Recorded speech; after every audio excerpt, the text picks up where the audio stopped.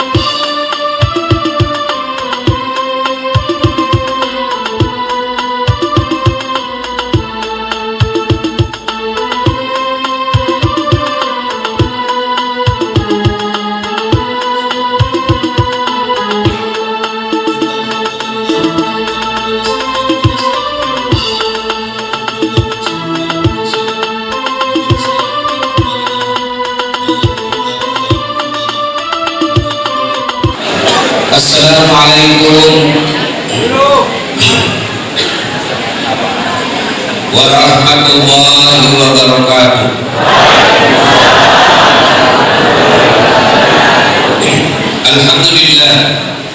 Alhamdulillahi rabbil alamin. Wa bihi nasta'inu ala umuri dunya waddin. Asyhadu an la ilaha illallah wa asyhadu anna Muhammadan abduhu wa rasuluh. Allahumma salli ala Sayyidina Muhammad wa ala alihi wa sahbihi ajma'in. Amma ba'd. Bapak Ibu saudara-saudara sekalian, teristimewa para alim ulama, ustadz, guru, dan terkhusus tamu-tamu kita pada hari ini yang mengundang kita pada pagi hari ini, Ibu Dr. Hajar Nilangsari, Ketua DPRD Provinsi Sulawesi Tengah, istrinya Pak Ahmad Ali,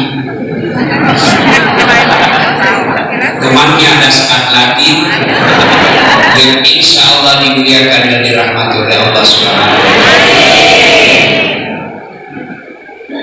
Kalau kita dakwah seperti ini, mulai dari datang rumah itu setan sudah berupaya menggagalkan kita. Jauh pergi,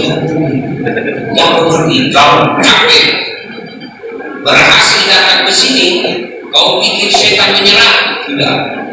Goda dia supaya dia tidak dengar ceramah. Pegang HP-mu, nah, itu setan. Maka bapak-bapak yang sibuk, ibu-ibu yang sibuk dengan HP, sesungguhnya kau sudah kena godaan setan. Sudah dikasih kau masih juga, bukan kau godaan setan, kau termasuk setan di tempat ini. Jadi simpan dulu HP-nya, simpan. Mana bisa ini kita ceramah kalau menyebarkan lagu, seolah-olah kau tidak perhatikan kita. Simpan dulu nih. Simpan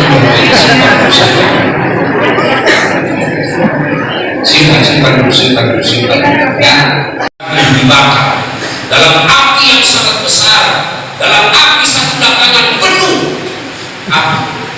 Datang pula burung pipit membawa air di paru. Tahu burung pipit?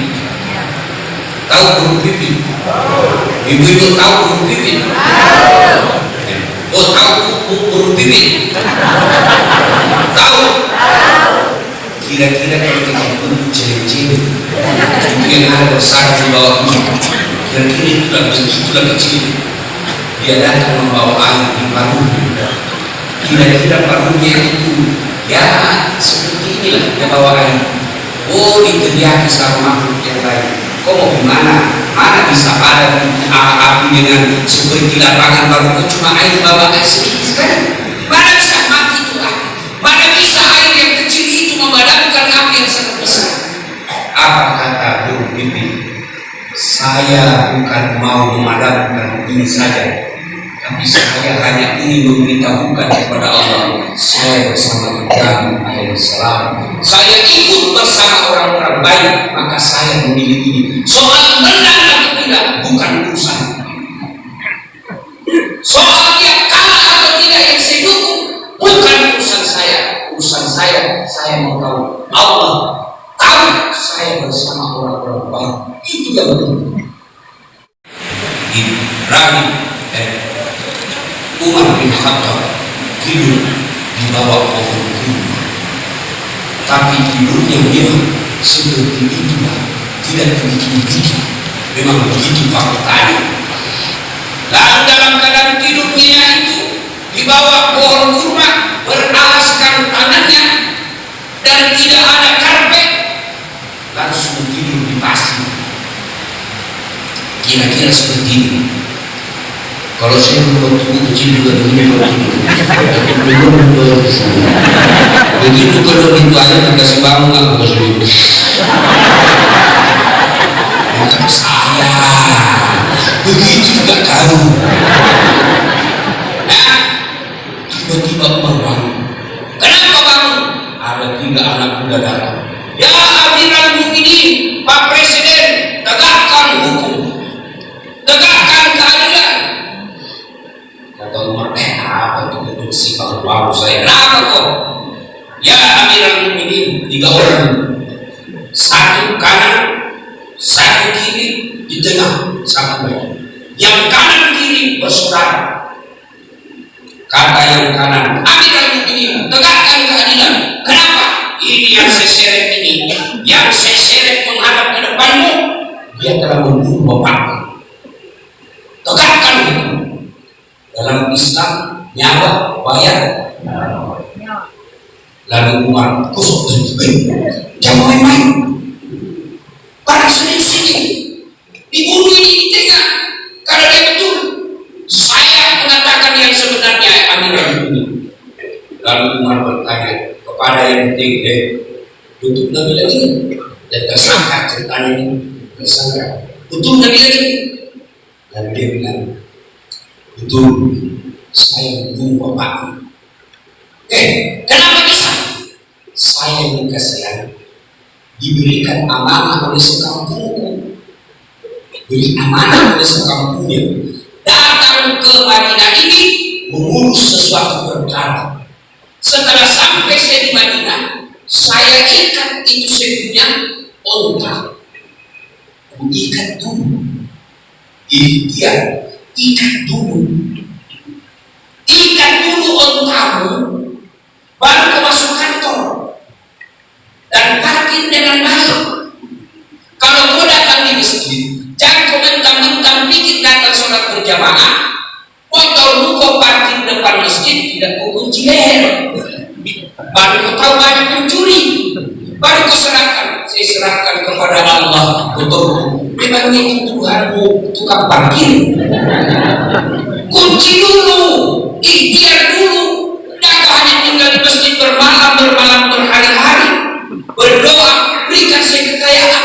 Tidak mungkin Allah memberi kekayaan jatuh dari Allah. Tapi kau ikhtiar dulu, ikat dulu ontamu. Sudah ikat. Begitu saya keluar dari kantor, istilahnya kira-kira sekarang kantor camat.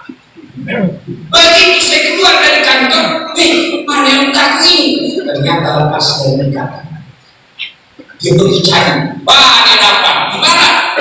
Di pinggir kebun. Dan ada orang tua, dia gorong lehernya itu, ontang. Nah, potongnya ontang. Kurang ajar. Ontang dia potong. Kira-kira kalau sekarang mobil itu hancurkan.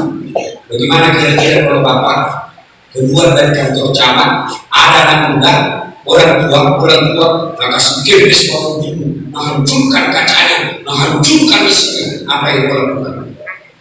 pasti tampil gitu. Ini anak muda bukan tampil, tapi apa? Dia bunuh Pak. Dia bunuh otakku, saya gila, saya emosi, saya sakit hati, saya bunuh bapak dia. Itulah kejadian. Ya aliran begini. Saya bilang, saya dikuasai setan, tapi saya siap bertanggung jawab, laksanakan kisah. Nawak bayar uang. Akhirnya dia bilang ini yang membunuh tersangka. Ada hasil permohonan ya aliran ini Pak Presiden, apa? Tolong kasih sewa 3 hari. Balik ke kampung saya. Untuk apa? Saya menunaikan kewajibanku. Apa hasil jerih payahku datang ke sini? Tanggung jawab yang diberikan amanah kepadaku. Minta tolong gak kasih. Saya harus selesaikan dulu. Jangan sampai amanah sekampungku saya tidak tunaikan. Saya sudah berkata kepadaku. Saya tidak mau berhutang tanggung jawab. Kasih saya waktu balik kampung. Nabi-nabi ini yang ibu bapaknya mana bisa? Kalau kau pulang kampung nanti kau lari. Jangan Amirul Mukminin, kata Umar, betul. Begini saja, saya kasih kau waktu 3 hari dengan catatan harus ada sepupu, saudaramu, temanmu yang bisa menjamin supaya kau bisa pulang. Ya Amirul Mukminin, kata tersangka, tidak ada kasihan temanku di sini. Tidak ada sepupuku, tidak ada keluargaku, tidak ada sahabat saya, tidak ada yang bisa bilang keluarga. Kalau tidak bisa begitu, dan tidak ada jaminanku. Sama kalau bapak ambil kredit, ibu-ibu ambil kredit di pegadaian, uang dulu, ambil pegawai boleh sih, berapa kamu? 5 juta, boleh, tapi mana barangmu yang di atas 5 juta? Begitu namanya jaminan. Bapak ambil uang di bank 10 juta, yang kau jaminkan harus lebih besar harganya daripada 10 juta. Itu syaratnya. Begitu juga dengan boleh kau pergi kampungmu, mana temanmu yang bisa jamin kau? Kalau dia kau tidak pulang, dia yang dipotong. Begitu namanya penjara. Sahabat ini diam semua. Tiba-tiba dari belakang ada anak muda, gagah, terkenal, populer, diangkat tangannya. Namanya siapa? Salman Al-Farisi. Saya yang Amirul Mukminin, Umar bin Khattab, saya yang siap menjadi penjaganya. Semua balik. Salman, sahabat terkasihnya Muhammad Sallallahu Alaihi Wasallam, pemuda yang paling disayangi Muhammad Sallallahu Alaihi Wasallam.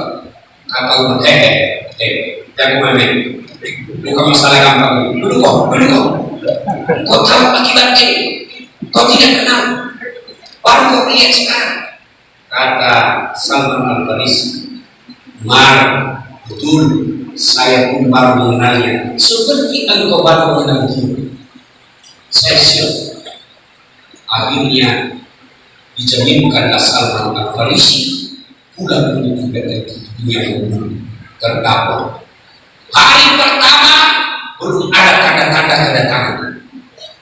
Mulai mulai cemas air. Nah, begini. Sudah nikmat.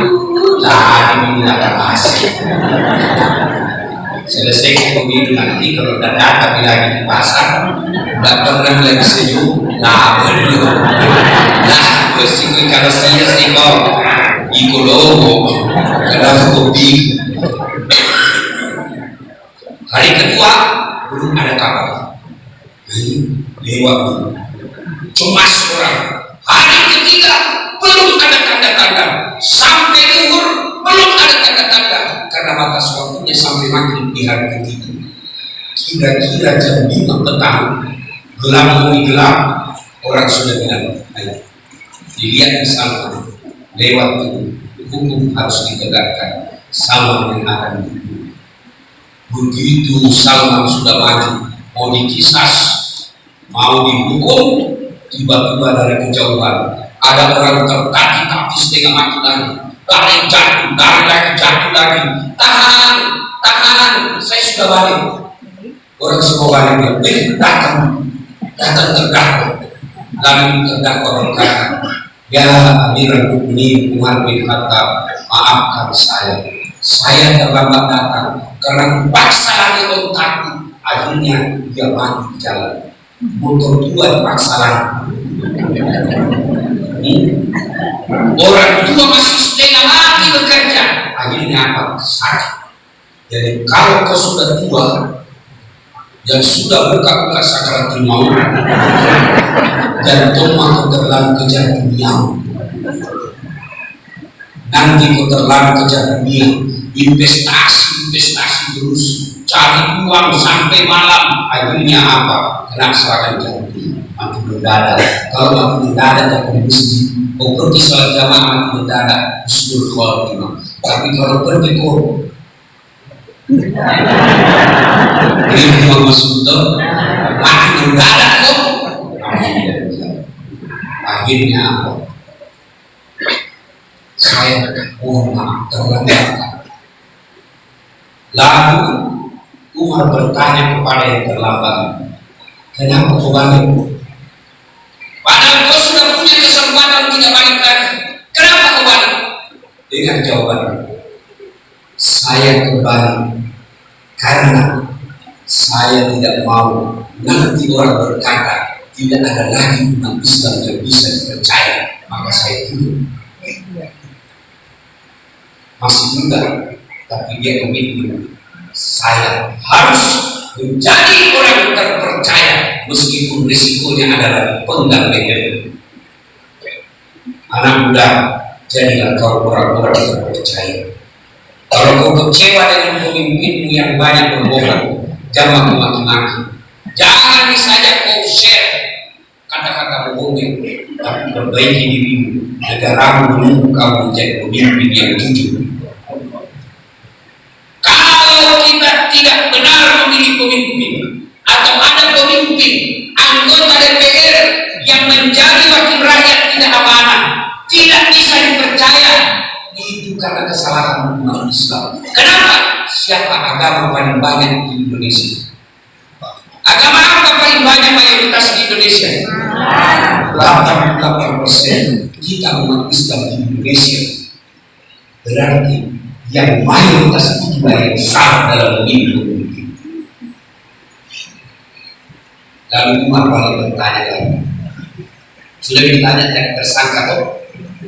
Balik lagi tanya, Salman, kenapa kamu menjadi nah baru kenal risikonya mati.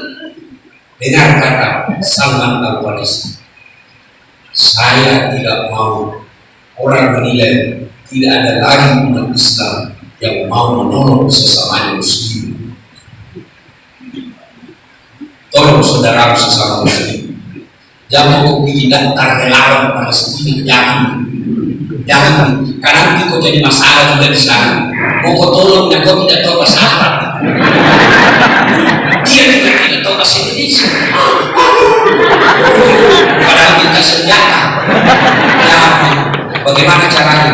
Sebenarnya kau doakan dalam setiap sholat.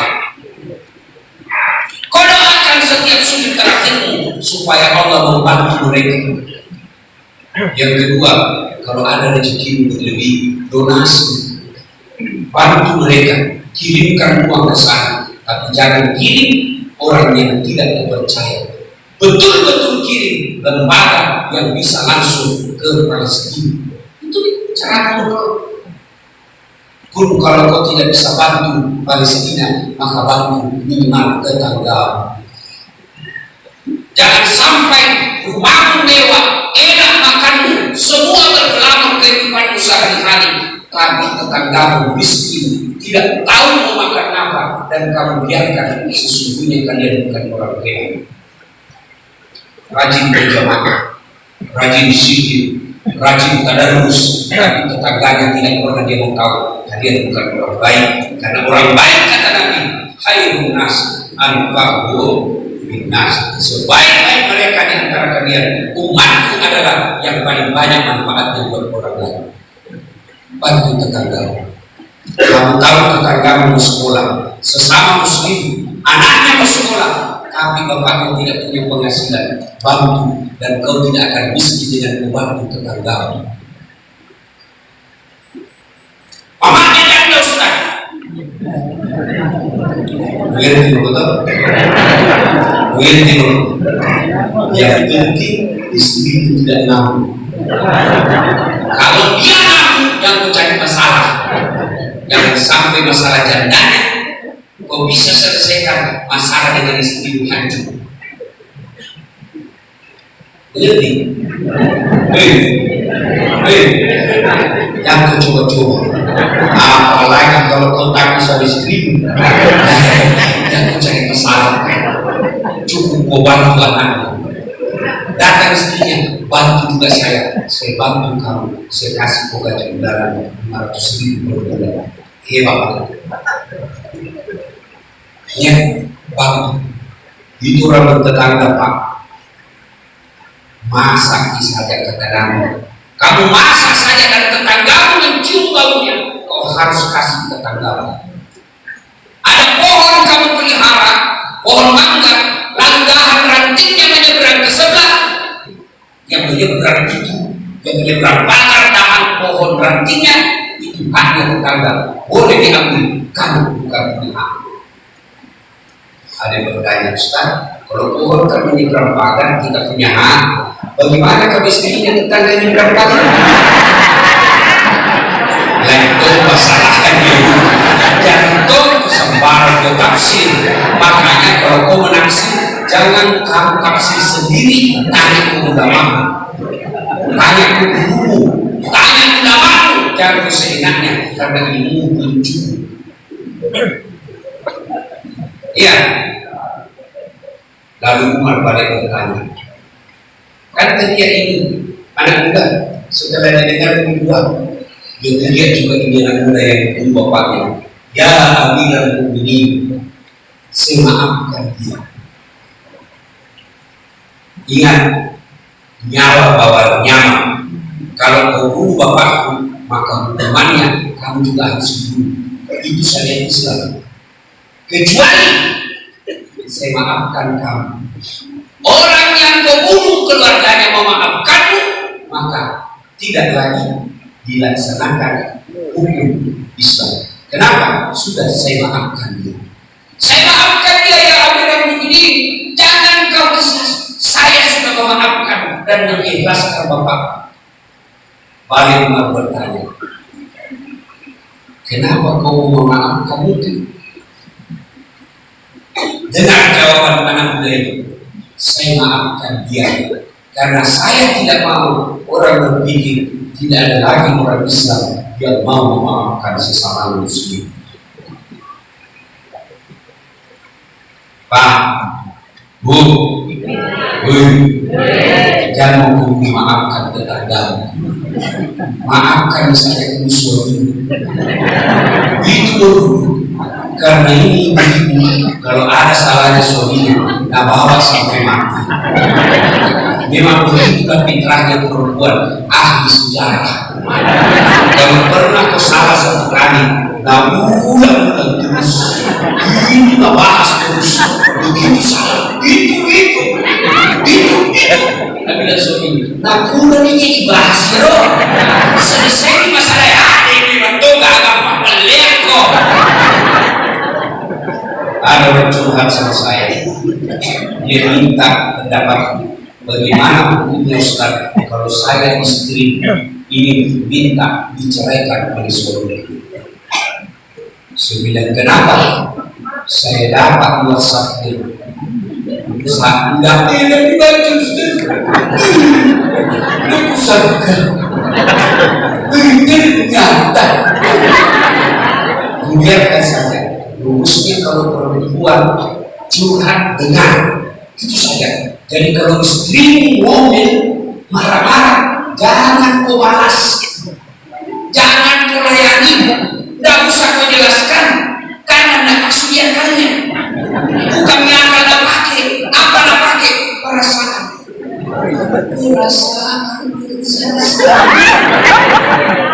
Ya, jangan kau apalagi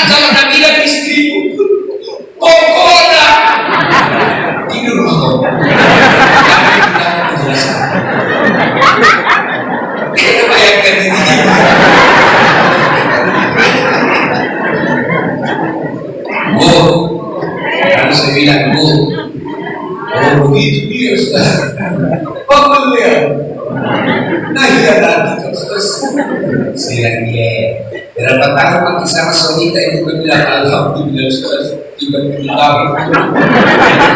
Terus siapa ada rumah dan alhamdulillah saya kesih baik bagus sudah. Siapa belikan di rumah suami lain itu. Terus ada mobil kayak ada stasiun tapi belum biru. Siapa cucikan gitu? Dari suami Ustaz. Ada rata. Alhamdulillah Ustaz 3 minggu. Alhamdulillah. Siapa bantu gigi ibu? Bisa jadi ternyata kita di sana. Universitas kerjasama yang baik. Siapa kita pakai kerjasama dengan suamiku? Saya bilang bu, yang gimana dia? Gimana saya ibu? Masa 30 tahun nanti sama suami kita. Ada anak, belikan ke rumah, cicilkan ke mobil kasihan. Masa gara-gara WhatsApp salah kiri? Oh makin minta diceraikan. Yakin gitu kalau cerai dapat ke suami lebih baik dari dia. Dan mau bagi suami bohong. Saya bilang, bohong itu kalau dalam keadaan darurat boleh. Maksudnya seperti bohongnya seorang suami boleh apabila ingin menyenangkan hati istri. Saya yakin dan bohong istri suami itu karena dia tidak mau melukai perasaan kita. Maka maafkan dia. Baiklah Ustaz, saya pikir-pikir dulu. Nah, ini maksudnya kalian tuh. Maka ibu, kalau ada bermasalah suamimu, maafkan dia. Dia makhluk biasa. Nggak bisa dibunuh Ustaz. Tak lewat-lewat nih. Maka kau cerai baik-baik. Jangan kau saling membunuh. Tapi adiknya bertengkar. Hamil lagi. Sesuai dengan judulnya, insyaallah kita semua yang hadir tidak diberkahi oleh Allah Subhanahu wa Ta'ala. Terima kasih kepada Bapak Ibu para hadirin yang sempat hadir. Mohon maaf apabila terdapat kekurangan dan